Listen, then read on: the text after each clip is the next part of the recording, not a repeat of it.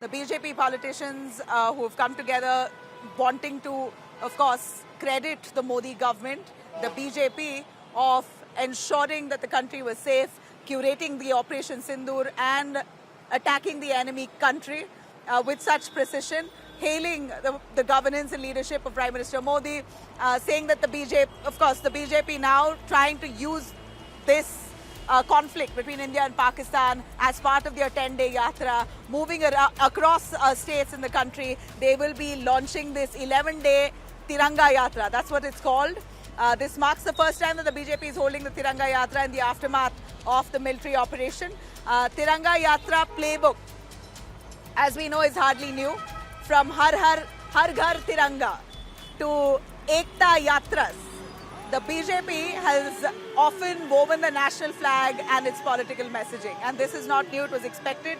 And that's what the BJP is doing here. The Yatra aims to connect with citizens across the country, spotlighting military action that saw Indian forces strike terror camps deep inside Pakistan. Like I did mention, the BJP, of course, at this point hailing the Modi leadership and his governance under which this Operation Sindoor was conducted. So this is now going to be a campaign across the country.